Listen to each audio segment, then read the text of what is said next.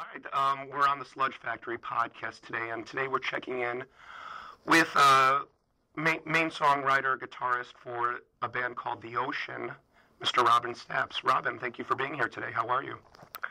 Hey there. Pretty good. A bit hungover, but yeah, that's the price you pay for going out, I guess. Well, that's part of being in the music business, right? Exactly. Yeah. Yeah. So thanks for checking in today. The Ocean. It's been kind of a busy last couple of months for you guys. You guys just released your 6th album, if that's correct. Anthropocentric, if I got the title right.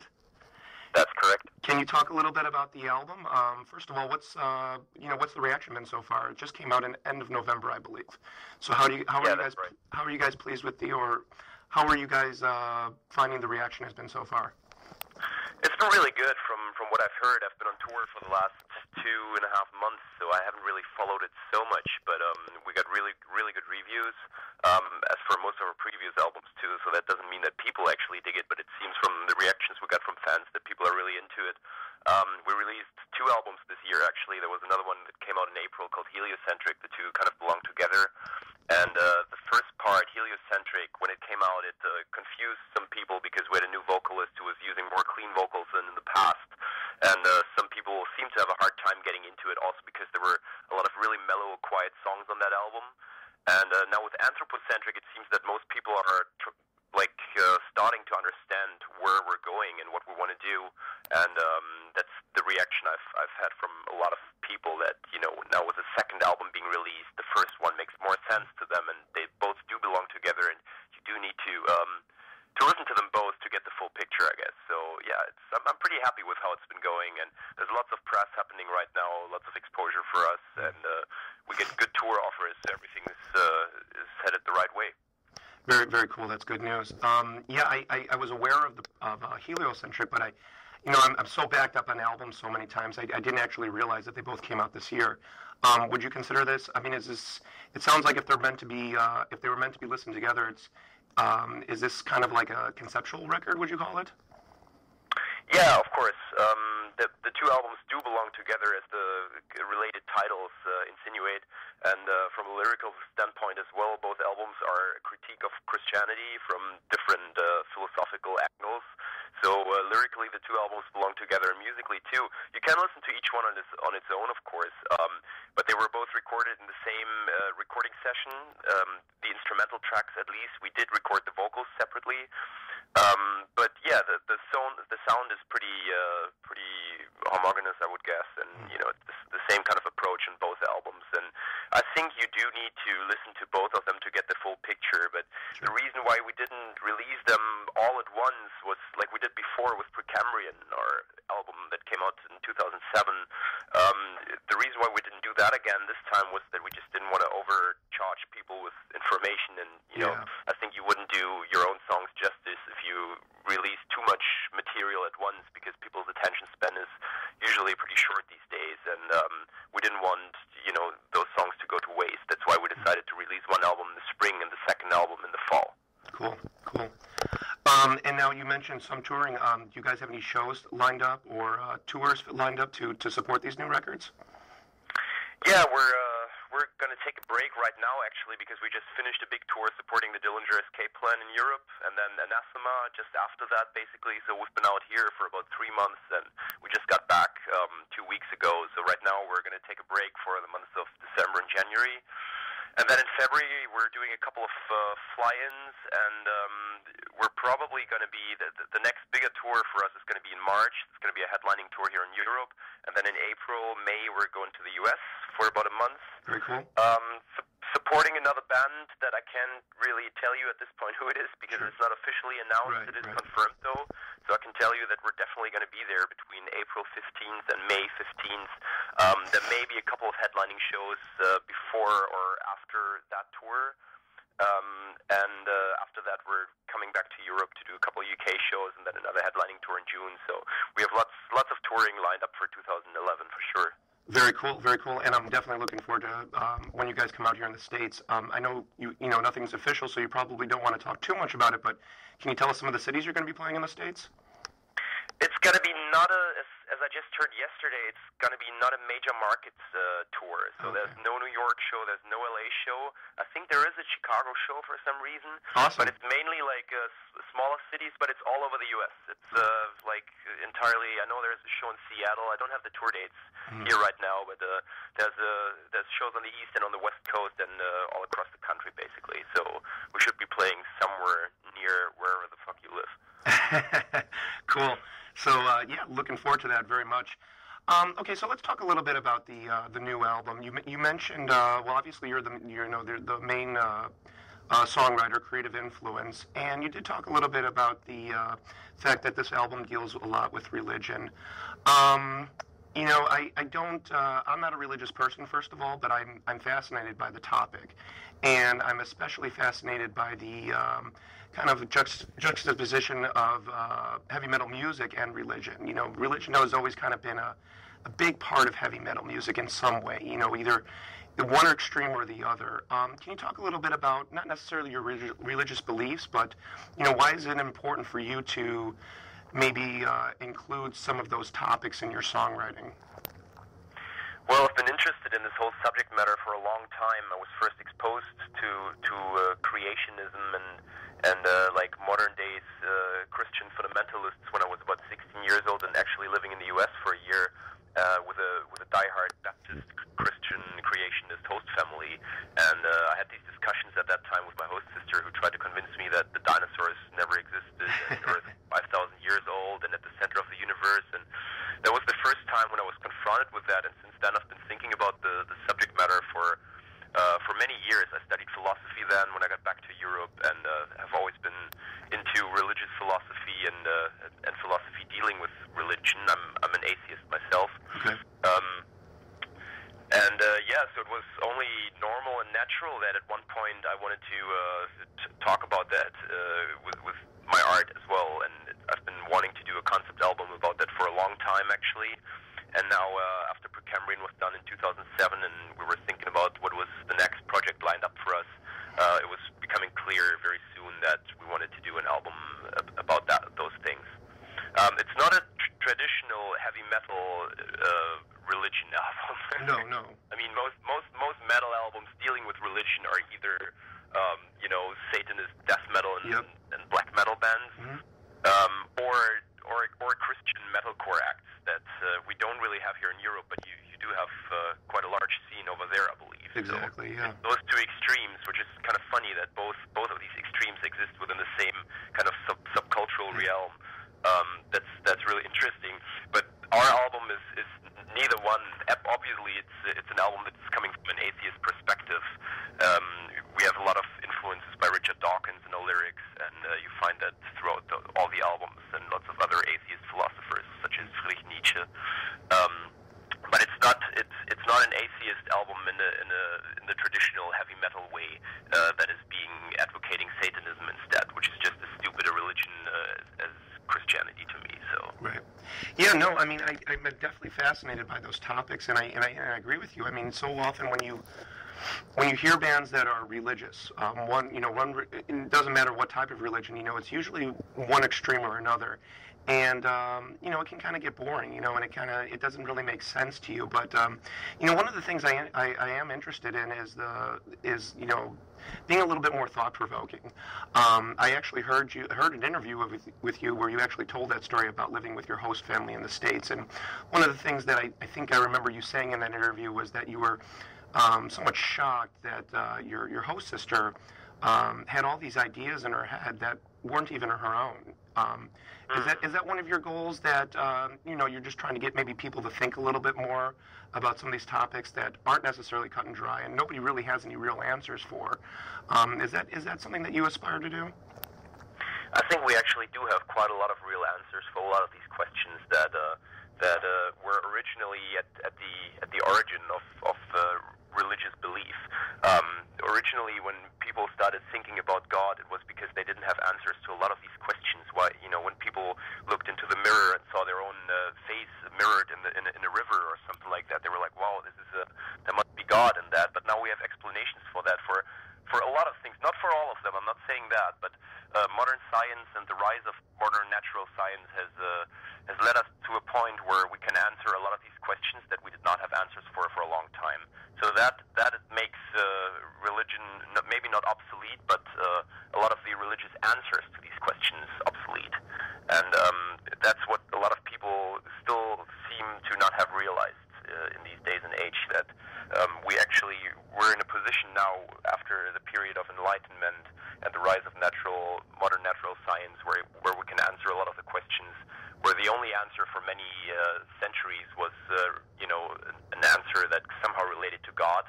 But we don't need that anymore, because we have perfect rational and logical answers for a lot of these questions, where we don't need to get God involved at all. Very cool. Very, very well said. I agree with you 100%, by the way. But it's cool to hear that, and it's cool to hear that you're trying to do something with your music. With those beliefs and those thoughts. Because I think it's worth, those types of topics are worth mentioning, because, like I said, they get people to think and maybe think a little bit differently, and hopefully people can take it for what it's worth and not pigeonhole themselves into certain beliefs.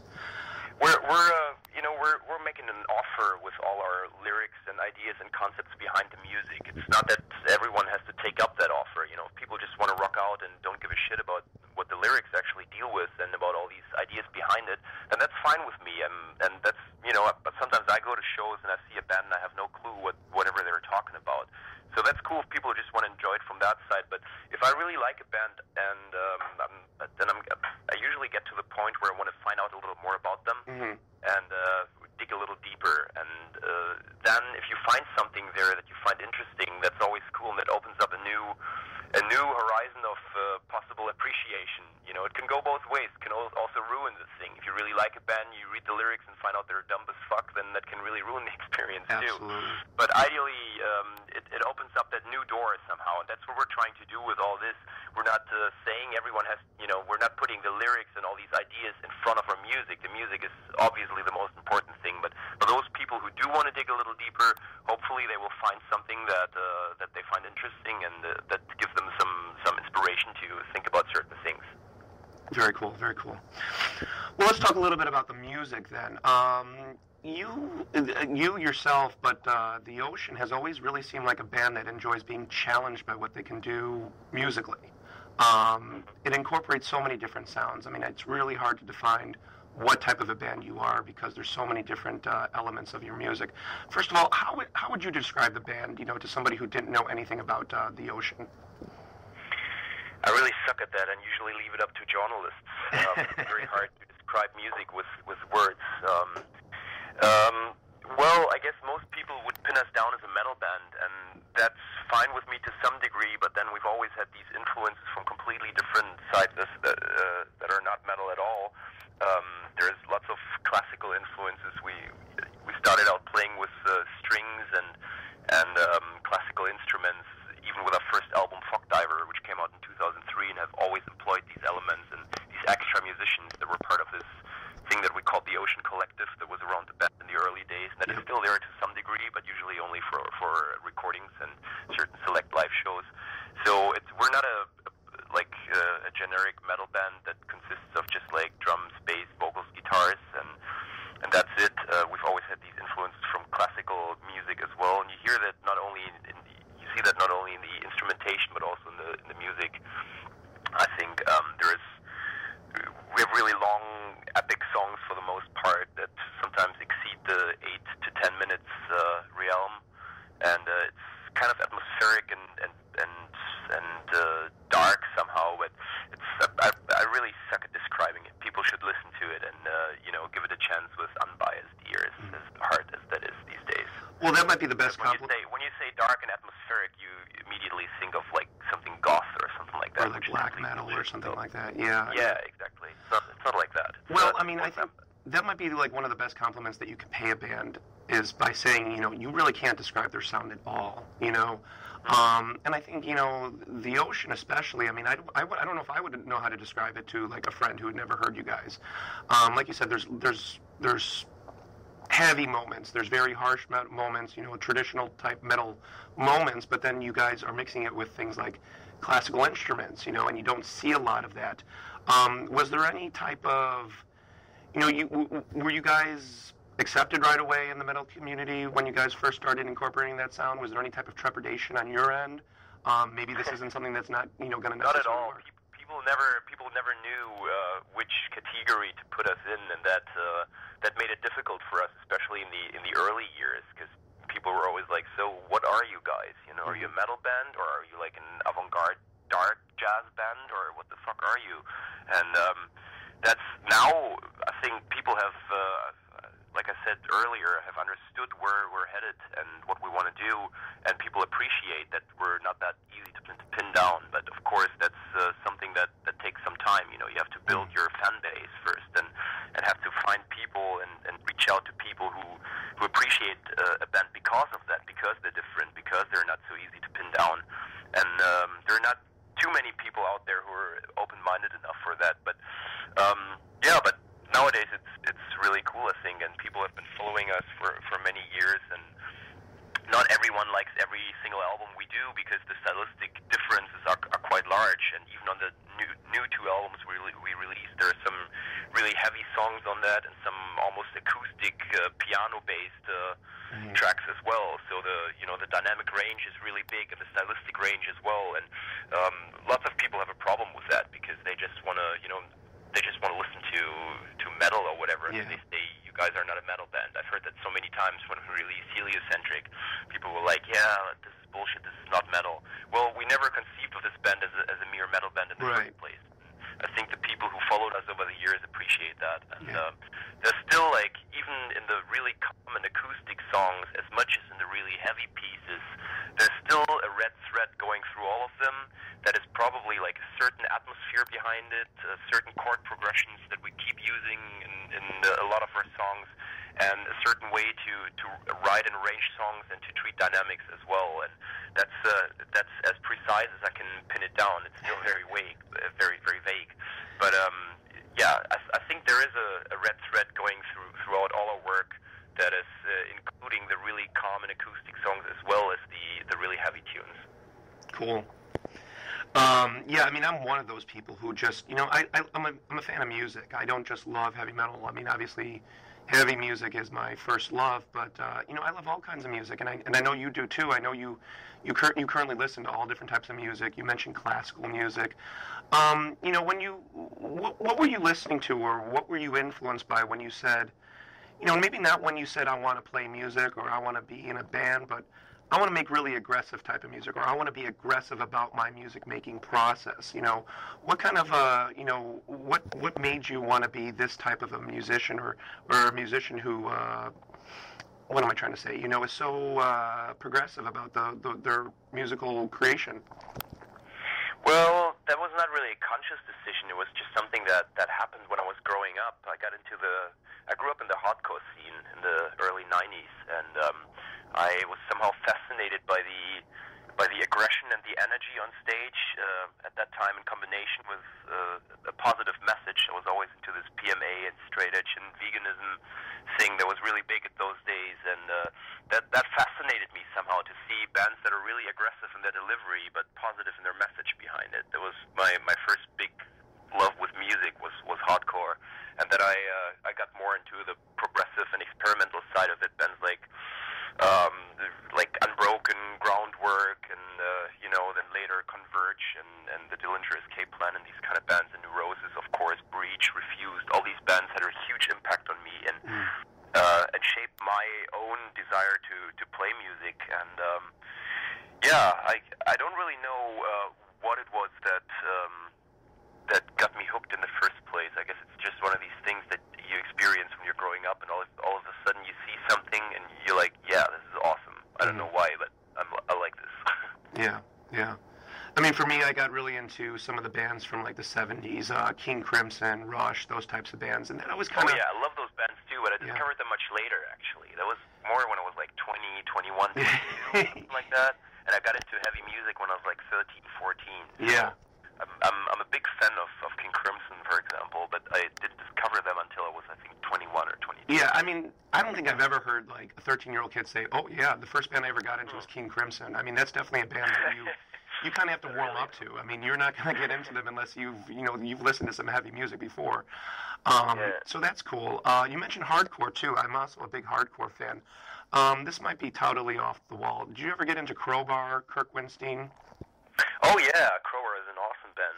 We're going to be doing really like them. Cool. We're going to be doing a special feature on them. Kirk's one of my favorite guys. Crowbar's been one of my favorite bands forever. So I'm going to be doing like a special podcast on them. Can you just talk for a little bit about just a minute or two about maybe some of your favorite Crowbar albums or when you got into them? When did I get into them? That was quite a long time ago. I think I saw them live a bunch of times, and I'm a really big fan of Oddfellows Rest. That's probably my favorite album. I like Equilibrium, and I like the earlier stuff too. And I've seen them live 2 or 3 times here in Germany, and they're so incredibly slow and heavy, and that's just awesome. Like to see that live, and especially Kirk, who's just a really cool guy and really authentic and down to earth when you see him on stage, and he always establishes a really cool relationship with his audience, and he doesn't talk so much in between songs, but you see that guy and he's immediately you find him sympathetic. That's awesome, and and they've like that down-tuned, ultra slow kind of sound is something that they really invented somehow, and that has inspired a lot of bands, I think. And I'm into this whole New Orleans scene quite a bit. Also, bands like Soylent Green that are just really awesome. Oh man, I love Soylent Green. I love that whole NOLA scene. It's cool. I actually got to meet Kirk for the first time a couple of weeks ago, and he's just a great guy. So. Thanks for talking about them. I want to include some quotes, from other bands in my cast. So thank you very much for doing that. Sure. So you guys. I know you're in Germany right now. Is that correct? That's correct. I'm in Berlin right now. Obviously, because I'm calling you in Germany. I just had to dial out of country. But is the Ocean a German band? I know there's always so many different musicians kind of coming in and out of the band. Would you consider the Ocean to be a German band? We used to be. We started out in Berlin, but now we're actually 80% Swiss. All the other 4 members are from Switzerland and living in Switzerland, and I'm the only guy who's left in Berlin. So we're more of a Swiss than a Berlin-based band actually, and we've had a lot of people in and out of the band for a long time, but over the course of the past 2 or 3 years, the lineup has really consolidated, and the people that are in the band now are fixed. We are a band that consists of me and these other 4 Swiss blokes, and we still have those other musicians that are kind of like floating around that core of the band, and they are there, but they don't play with us live usually. Sometimes when we do a special show or like a record release show, we do get up on stage with extra guest musicians, and there's a couple of Swiss people, a couple of Berlin people in that collective of guest musicians, but the core of the band is fixed, and those 4 Swiss guys that I'm playing with now and that I have played with for the past 3 years, I think they're going to last, and the Ocean has really transformed from a more loosely organized collective into a real band in the last 2 or 3 years, and that has really brought us to a new level, I think, in terms of playing, in terms of songwriting, in terms of being more stable and reliable, and we're all just really good friends now, and we all know what we want to do musically. We know each other as persons really well, and we know that we can sit in a van together for a couple of months a year without starting to hate each other, which is amazing, considering that it's such a tiny space and that there's so many reasons to hate people. So I couldn't agree with you more. So what's where do you guys like touring, and what's the reaction to you guys specifically in Europe? Do you guys have a big following in Germany or Sweden or Switzerland? Scandinavia is pretty tricky. Scandinavians usually only like bands from the US, the UK, or from Scandinavia, so our following there isn't the greatest. Although we've had really good shows in Finland this year, and we've had really good shows in Oslo and Norway, and some good shows in Sweden too. But our biggest following is probably in Germany and the UK and France and like mainland Europe, I would guess. And we just got off this long tour with Dillinger's Capelin here, which went all over Europe, and it was absolutely awesome to play with those guys, because I've been a big fan of this band for a long time, and just to be able to see them live every night was amazing for me, and they were really cool people too. Ben Weinman has been guesting with us on piano on one track, and our vocalist Loic has been playing with Dillinger for a song, and it was a really, really cool tour, and I think we went down really well with their fans. And then right after that, we supported Anathema, which was a completely different different story, of course. Much older audience on average, and Anathema are so quiet these days that all of a sudden we were the heavy band on the bill after we got our asses kicked by the Dillinger Escape Plan, for a month. So it was a completely different experience, and we didn't know really how that was going to go down with the Anathema fans, but it went surprisingly well, and maybe even better than with Dillinger, because Dillinger are just you can't really top what they do. You know, like they will kick any band's ass, and that's something we knew before. And we had to arrange ourselves with that. With Anathema, all of a sudden, we were the heavy band, the band that has more of an agitated live show with lots of things happening and lots of energy. Yet that worked really well, and their crowd was really open-minded to our sound. And there were a lot of old metal fans too. You saw lots of people coming out in Death shirts and stuff like that. Cool. So they do still have their metal following, although they're more kind of poppy these days.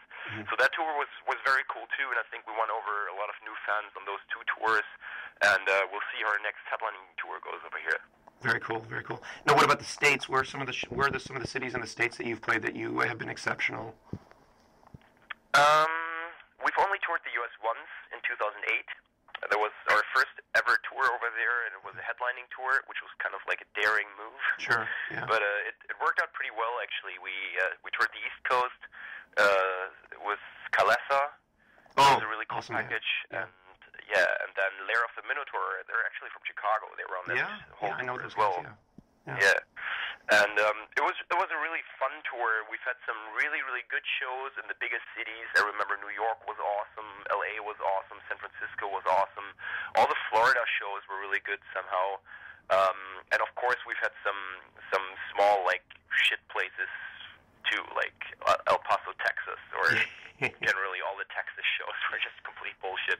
And some of the other Californian dates too. We played San Luis Obispo, and there were like 20 kids or something like that. So, but that's that happens here too sometimes. I mean, on the recent tours we've done, we've always had good turnouts everywhere, more or less. But that's also because in Europe, all the driving distances are much smaller than in the U.S. In the U.S., you have to cross if you cross the country from coast to coast, you're just going to need to play somewhere, and you're going to need to play some places where there's not really large scenes. So we knew that before, and we've had a great time on that tour. We rented an RV, and it was like a childhood dream for me to drive all across the U.S. with an RV, with a bunch of friends. And we had lots of trouble with that vehicle. We literally destroyed it, and it just How did broke that happen? down so many. I don't know. It was this weird, like, camper van that had the American presidents painted on the outside, like a cheesy tourist camper RV, and it was not built for touring, obviously. And there were like all these. There was a kitchen inside and a shower that we filled up with merch, and we broke everything inside that RV that was possibly breakable, and not because we just randomly destroyed it, but it just happened, And then we crashed into like a pole in New York and tore off half of the outside part with the nice paintings of the presidents. That was all like torn off, and it just looked like it was completely destroyed. And we couldn't use the air condition, which was really shit because we started in Canada in May and it was still cold there, so we didn't really bother. But then we got down to Atlanta, and all of a sudden it was so stupidly hot, and we couldn't use the AC because you had to fire up the generator to use it, which needs a lot of gas. And then there was a service charge on it, so we just decided not to use it. And that was really hard when we toured like Florida and Texas in June, where it was already really, really fucking hot. And I remember staying in New Orleans, and I was like, how did the people manage to live here 150 years ago? There was no AC, because everyone's living these artificial lives in a nice, cooled house. But as soon as you walk out, you're just gonna die, basically. It was just so hot.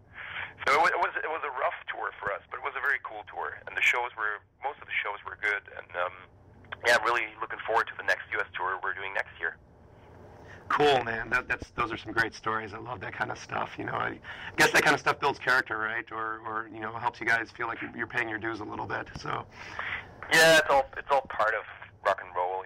Yeah. It's not always comfortable. Yeah, cool. We're not doing this band to lead comfortable lives, but to get a little bit away from it, actually, because too much comfort can be harmful in that it just makes you get boring and stay at home and not really challenge yourself anymore. So that's why I also like traveling in third world countries, because it just makes you appreciate all the standards of comfort you have at home so much more when you come back.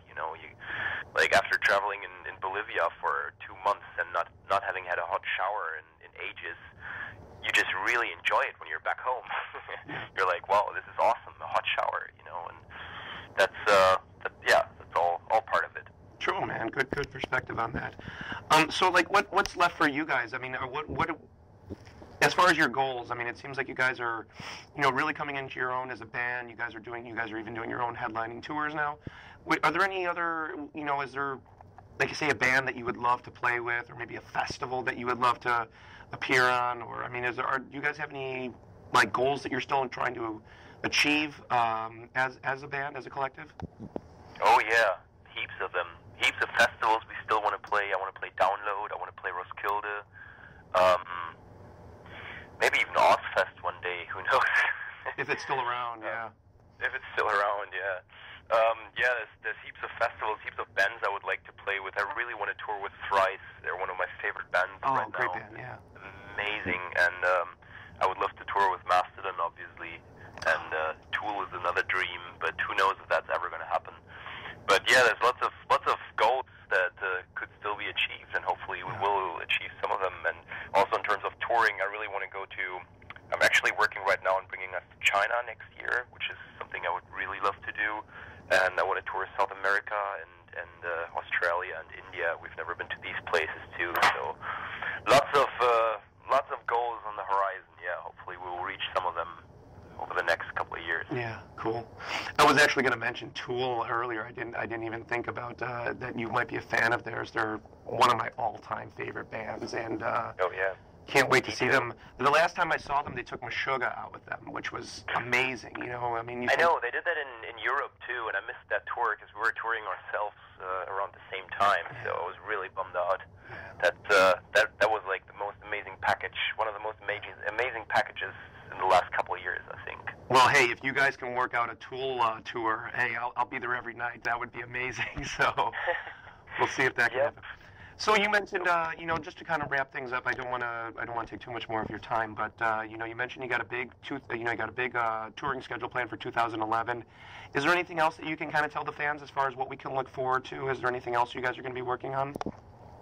I don't think we're going to release a new album next year. We released 2 albums this year. We haven't even started thinking about the next album or writing material. Obviously, there's lots of ideas always, but we spent so much time in the studio in 2009 and the beginning of this year too that I just need a couple more months on the road, living a rock and roll life before getting back behind my screen and recording guitars. So I don't think there's going to be another album until 2012, really. Cool. But yeah, we're gonna tour a lot and try to bring our music out to everyone wherever people live. Cool. Now it seems like you guys have been very busy, and not only that, but I get the impression that you specifically take a lot of time into crafting your art. Do you have any downtime? I mean, is there any free time for you? What are you doing when you're not making music? Well, there's the ocean, which takes up a lot of my time, but I'm also running my own label called Pelagic Records.